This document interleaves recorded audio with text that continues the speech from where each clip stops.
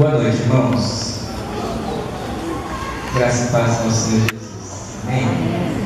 Vamos abrir as nossas Bíblias no livro de Tiago, carta de Tiago, no finzinho da sua Bíblia, capítulo 1, versículo de número 2 ao versículo de número 7.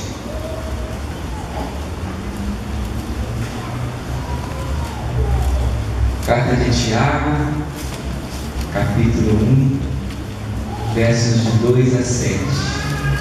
A palavra do Senhor nos diz: Meus irmãos, considerem motivo de grande alegria o fato de passarem por diversas provações, pois vocês sabem que a prova da sua fé produz perseverança, e a perseverança deve ter ação completa, a fim de que vocês sejam maduros e íntegros, sem que falte a vocês coisa alguma. Se algum de vocês tem falta de sabedoria, peça a Deus, que a todos dá livremente, de boa vontade, e lhe será concedido.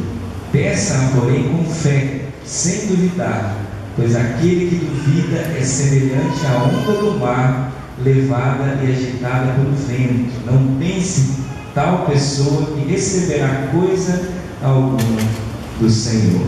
Vamos orar mais uma vez. Obrigado, Deus, pela leitura da Tua Palavra, que nessa noite ela fale aos nossos corações, ela transforme as nossas vidas, o que precisa ser mudado e transformado segundo a Tua vontade para nós, no nome de Jesus. Amém. Amém. Irmãos, esta é uma reflexão que eu quero fazer.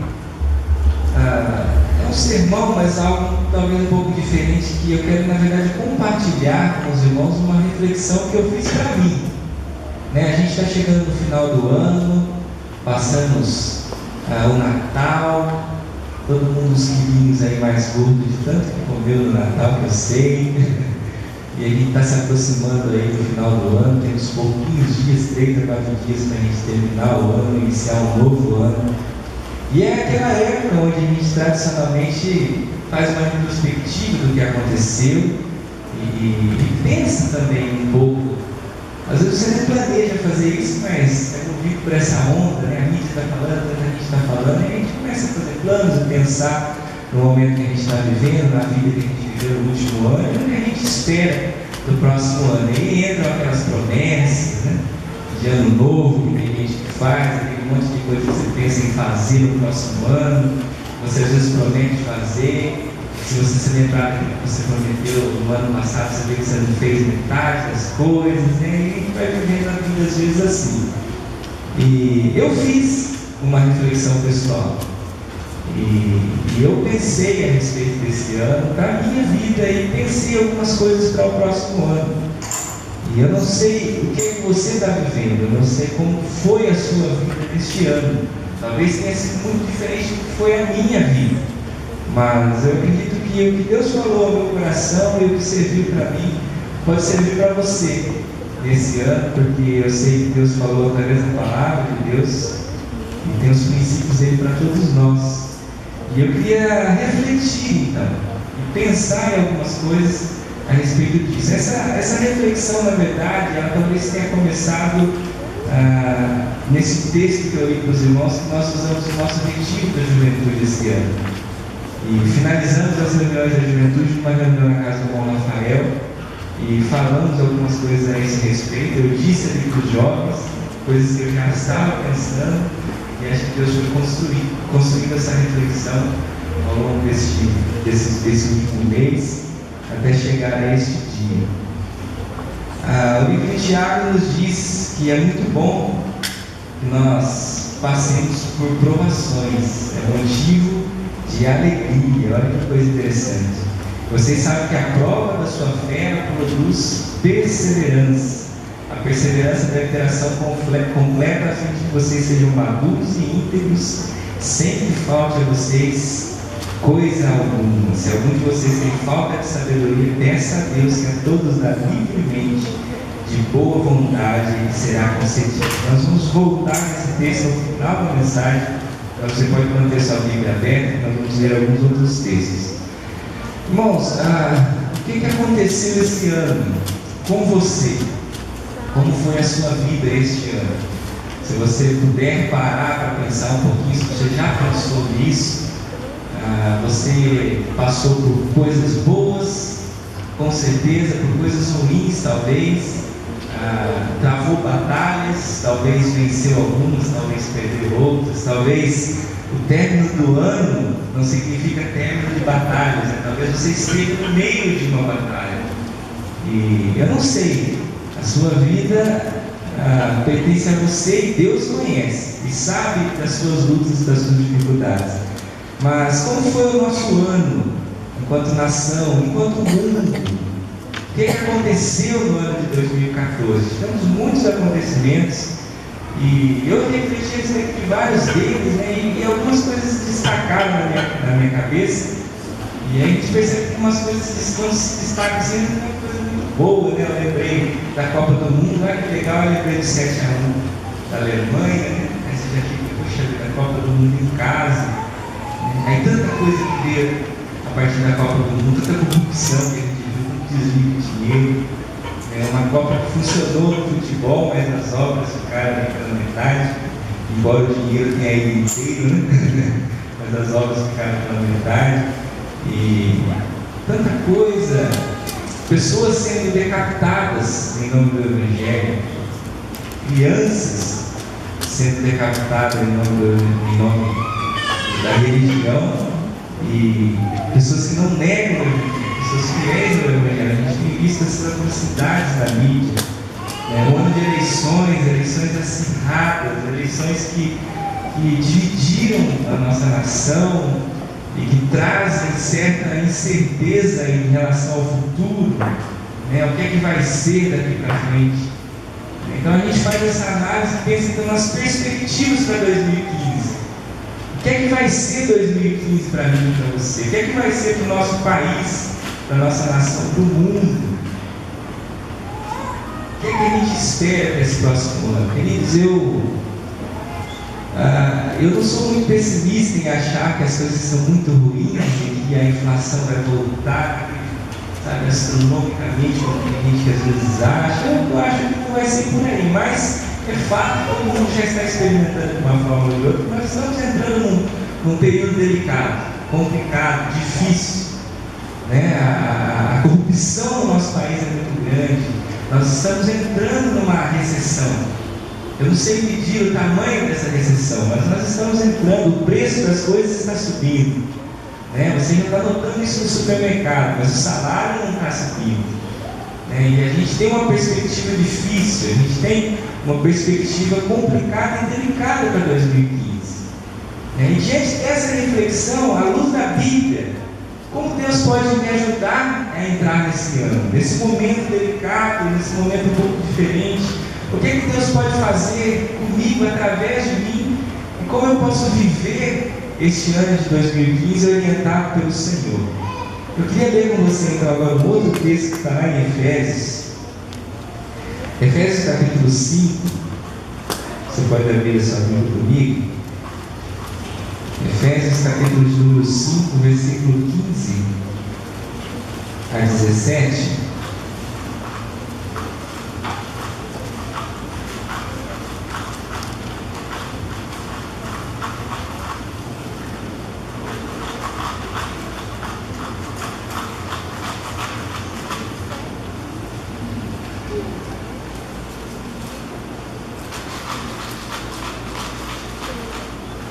Tenham cuidado com a maneira como vocês vivem, que não seja como insensatos, mas como sábios, aproveitando ao máximo cada oportunidade, porque os dias são maus. Portanto, não sejam insensatos, mas procurem compreender qual é a vontade do Senhor. Esse texto está falando para que nós não sejamos insensatos, mas sim que sejamos sábios, porque os dias são maus. E eu quero destacar isso, porque os dias são maus. E eu acho que os dias são maus realmente. Do tempo de Jesus, do tempo do apóstolo Paulo, eu escrevi isso aqui, para o nosso tempo, os dias são maus. Os desafios estão aí, as dificuldades estão aí, e precisamos da sabedoria do Senhor. Precisamos buscar o Senhor, porque os dias são maus. Portanto, não sejam insensatos, mas procurem compreender qual é a vontade do Senhor. Então a gente precisa da vontade do Senhor manifesta e realizada na nossa vida em 2015. Se formos sábios, se formos sensatos, experimentaremos a vontade do Senhor manifesta na nossa vida no próximo ano. E o que é a vontade do Senhor? E como descobrir realmente a vontade do Senhor para nós? Você já parou para pensar nisso? É fácil isso? De forma bem prática. Como que eu sei se o que eu estou fazendo, se o que eu tenho que fazer é realmente a vontade do Senhor ou não é a vontade do Senhor? A Bíblia vai dizer para a gente lá em Romanos, o apóstolo Paulo disse que a vontade do Senhor é boa, ela é perfeita, ela é agradável, ela é perfeita, ela é boa. É tudo que a gente precisa. É o que a gente tem que pedir para 2015, é o que a gente tem que pedir para 2016, para todos os anos, é viver a vontade do Senhor. Mas qual a vontade do Senhor? Como descobrir a vontade do Senhor? Como eu disse, essa reflexão foi para mim. Eu me fiz essa pergunta. E imediatamente ao fazer essa pergunta, eu me lembrei de algumas aulas do Estudo Haggai. O Rodrigo está aqui, deve ter se lembrado também, né, Rodrigo? A vontade, como descobrir a vontade do Senhor. Existe uma aula do Estudo Haggai. O Estudo Haggai é uma agência missionária que treina líderes. E eu sou um dos professores, o Rodrigo é também, temos uma turma boa no Tocantins. E a gente fala em uma das aulas sobre tomada de decisão, como tomar decisão, e fala algumas coisas a respeito da vontade do Senhor. E eu me lembrei de uma lição que traz 10 princípios para que você possa entender e descobrir a vontade do Senhor. E aí eu fui olhar esses princípios e relembrar esses princípios matéria que eu até mencionei.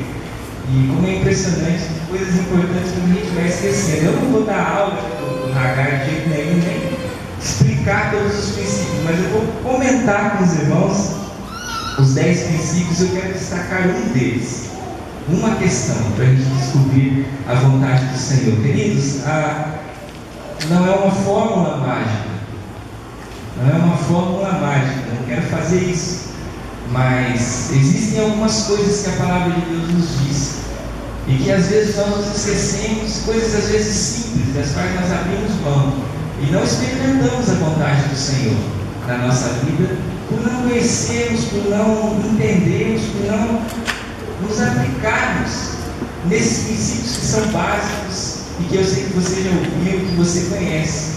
Quando a gente fala da vontade do Senhor, eu quero aqui abrir um parênteses para fazer uma explicação. Eu não entendo a vontade do Senhor, assim como no Estudo Haggai a gente também fala isso, como um alvo a ser acertado. Eu tenho que acertar o centro desse alvo. Quando eu acerto o centro, eu acertei a vontade do Senhor. Eu entendo mais facilmente a vontade do Senhor como um caminho, a Bíblia fala disso. Um caminho estreito, sim, mas um caminho.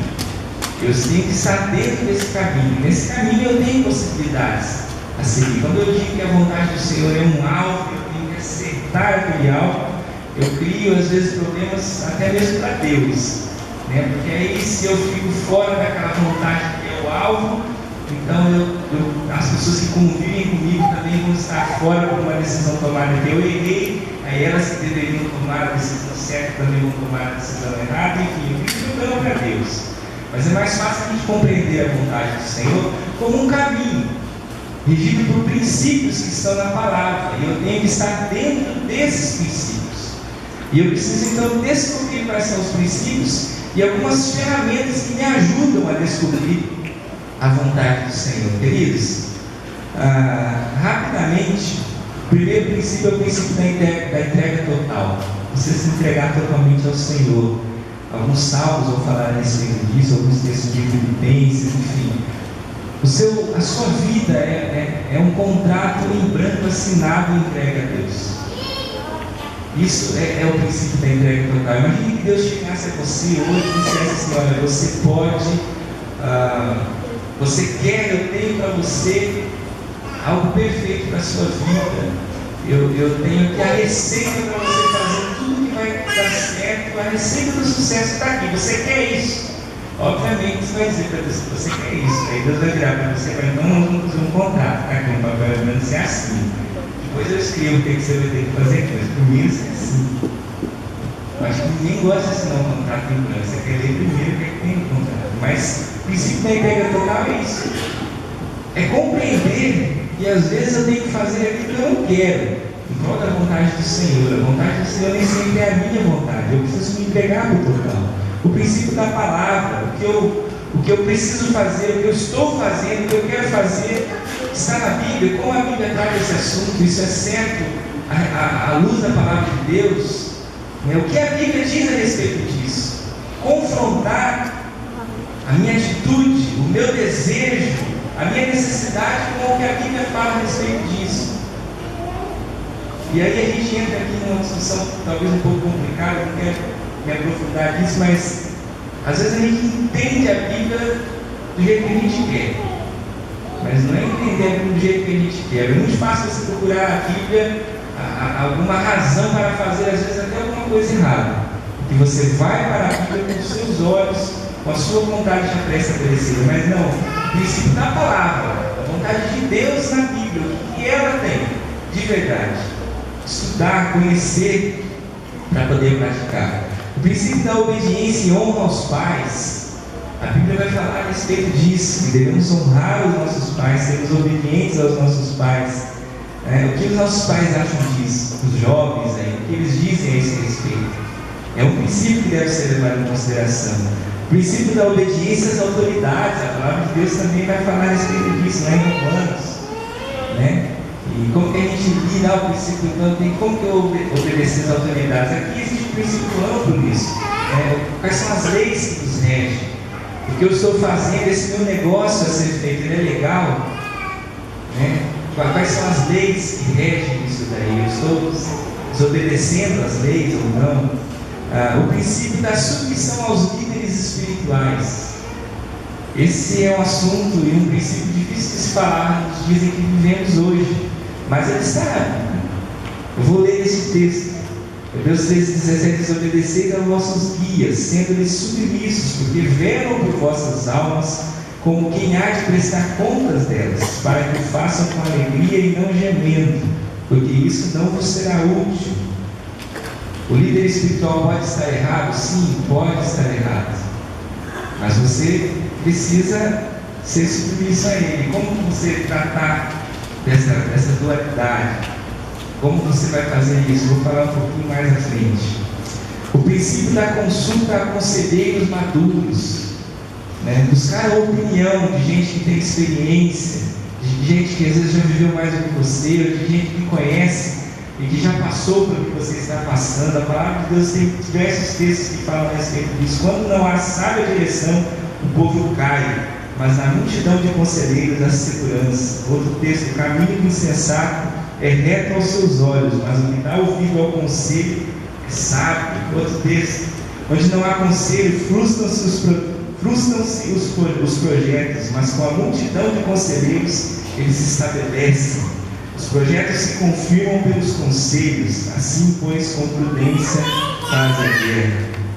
E tantos outros. O que as pessoas acham disso? Quem são os meus conselheiros? Com quem eu posso contar? A quem eu posso perguntar a respeito dessa situação, do que eu quero fazer, do que eu devo fazer? O princípio das portas abertas e das portas fechadas. Esse é um princípio bastante interessante. As portas se abriram para mim, para esse novo emprego, para esse novo negócio, para esse curso a fazer. E se as portas se abriram, então eu entro, porque essa é a vontade de Deus. Nem sempre. Você deve se perguntar, e a Bíblia vai nos orientar a respeito disso. Quem abriu a porta? A porta foi aberta por quem? A porta ela pode sim ser aberta por Deus, mas a porta pode ser uma armadilha aberta por Satanás. Como eu sei disso? Como eu vou agir diante dessas situações? As portas fechadas também podem ser fechadas pelo Espírito Santo e por Deus, mas às vezes elas também podem ser fechadas pelo inimigo, e a gente tem que lidar com o princípio das portas abertas e fechadas, descobrir quem abriu ou quem fechou, né? A porta fechada pelo Espírito Santo eu respeito, mas a porta fechada pelo inimigo eu a rompo. A porta aberta pelo inimigo eu fujo dela, mas a aberta pelo Senhor eu entro por ela. Mas como é que eu sei a vontade do Senhor? Como é que eu sei se essa porta foi aberta ou fechada pelo Senhor ou pelo nosso inimigo?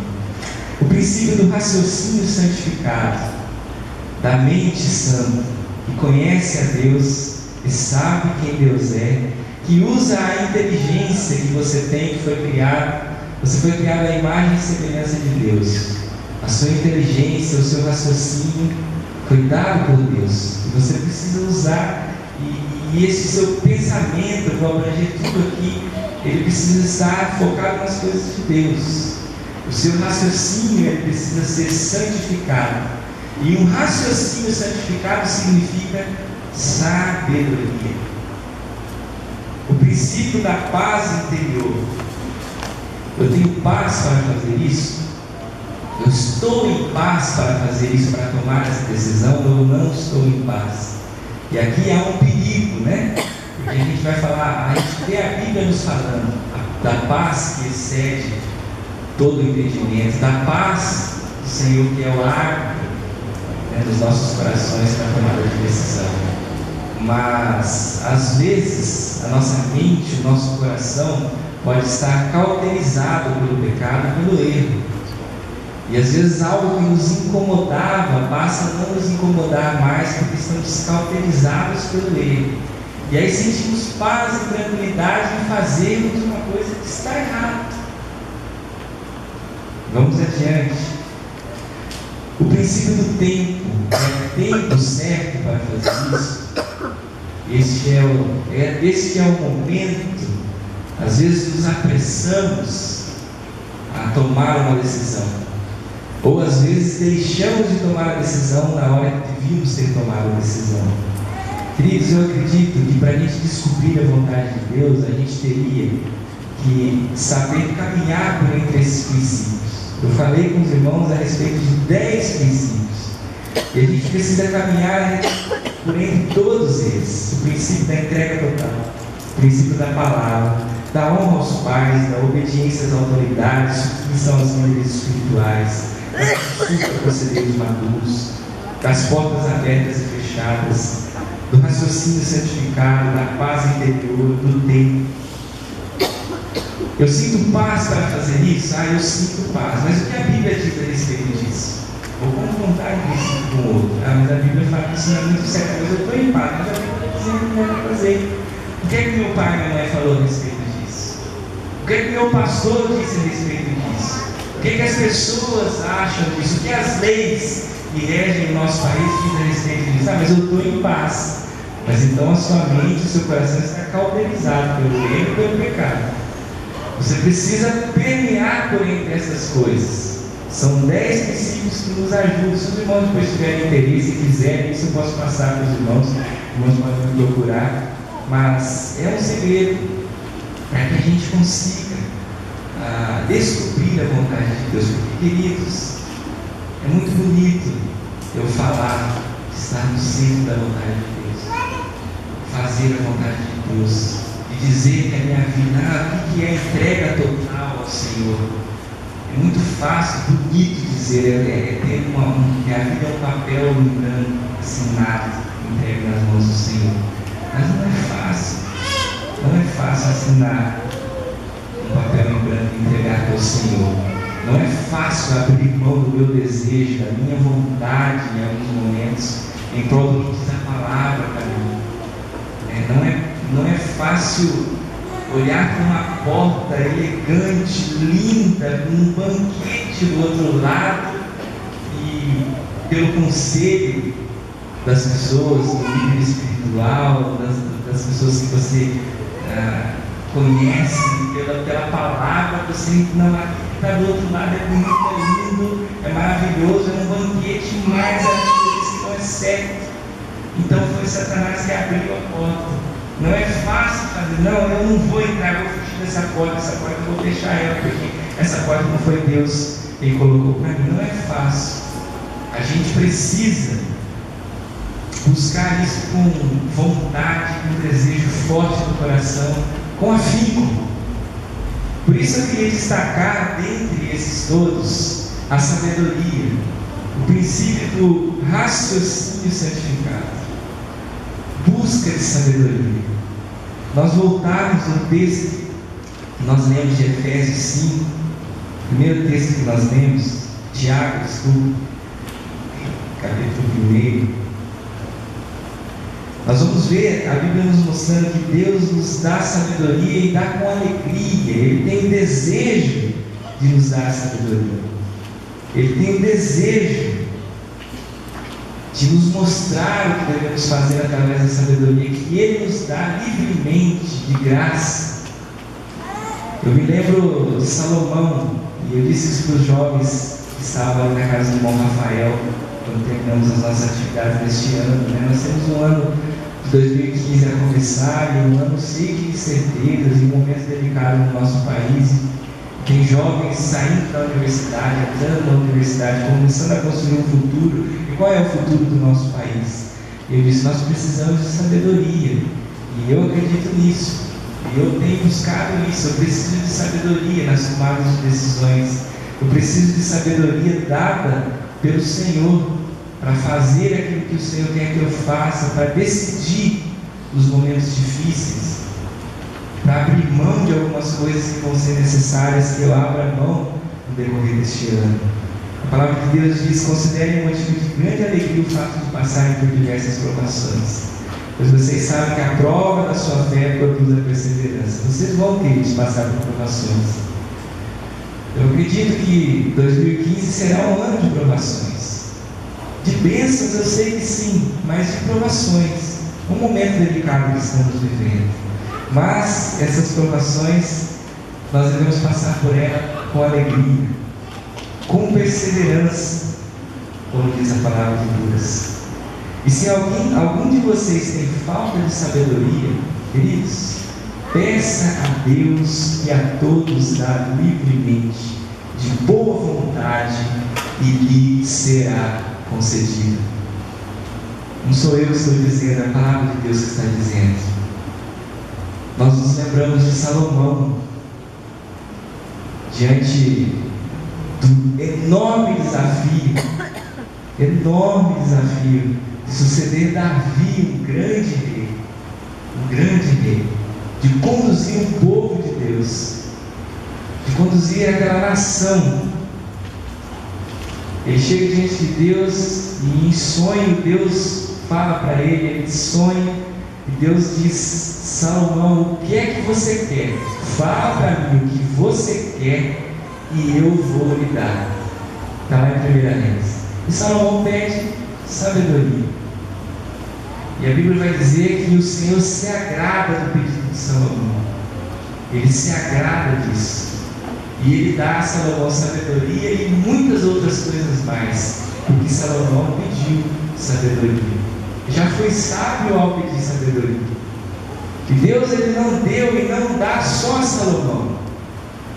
E diz Tiago para a gente: se algum de vocês tem falta de sabedoria, peça a Deus, que a todos dá livremente, de boa vontade, e lhe será concedido.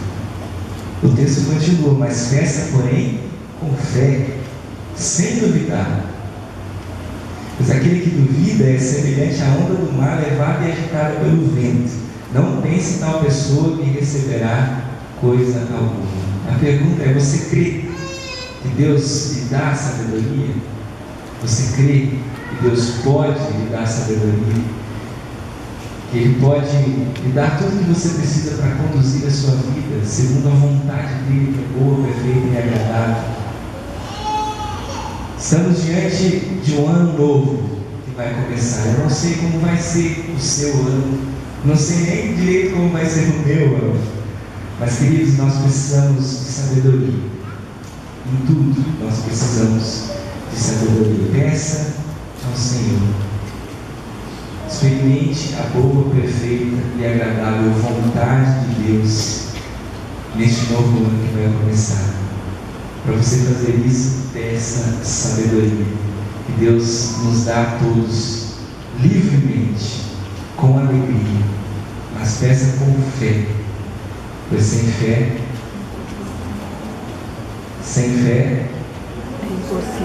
é impossível agradar a Deus. Vamos orar? Baixe sua cabeça, feche seus olhos e pense um pouco a respeito disso.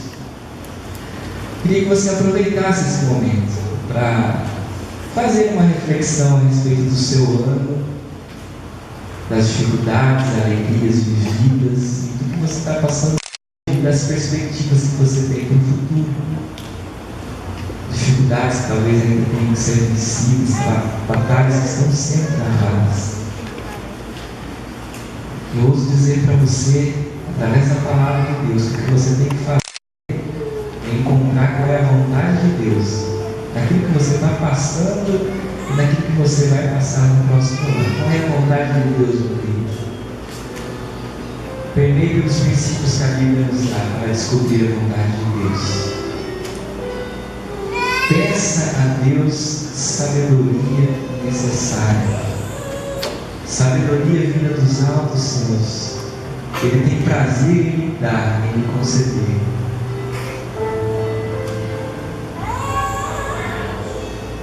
Pai bondoso, Deus querido, obrigado, Deus, pelo ano que está se findando. Obrigado, Deus, pelas provações e pelas dificuldades. Elas precisam ser para nós motivo de alegria, e às vezes é difícil nos alegrarmos com as provações e as dificuldades. Mas a tua palavra nos ensina, nos mostra que quando perseveramos, temos fé e conseguimos passar pelas dificuldades e pelas provações, crescendo e saindo mais maduros e mais íntegros do outro lado.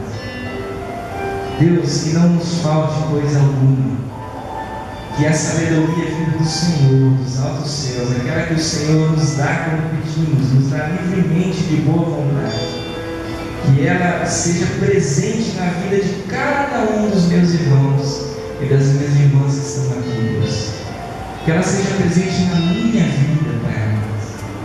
Perdoe as faltas, os pecados, perdoe as falhas, Deus, cometidas, Deus. Ajuda-nos, Deus, a sermos servos melhores e mais fiéis a cada dia. Tua graça e tua misericórdia venham sobre as nossas vidas, para que, Deus, nós possamos experimentar mais e mais a boa, perfeita e agradável vontade sua para nós, através da perseverança, através da fé, através da sabedoria que o Senhor nos dá livremente. Obrigado, Deus, por esta igreja. Obrigado pelos nossos pastores. Obrigado por cada vida que está aqui, que não está conosco nesta noite, mas, Deus, que o Senhor trouxe para congregar conosco. Que esta igreja, Senhor, seja uma igreja abençoada e abençoadora no próximo ano, Deus. Obrigado pelas pessoas que nos visitam, que sintam o teu amor e o calor que o teu amor e a nossa comunhão podem trazer, Deus. E que no nome de Jesus, o nome sobre todo mundo, possamos juntos experimentar a tua vontade para a nossa igreja no próximo ano. Como eu tenho certeza que já temos experimentado. Mas, Deus, em um processo de santificação diária, de busca por sermos como o Senhor, que possamos olhar para Jesus, nosso Senhor e Salvador, e buscarmos este crescimento a cada dia, Deus. Mais uma vez, obrigado por esta igreja, obrigado por esta oportunidade, obrigado pela tua palavra no nosso coração, no nome santo de Jesus.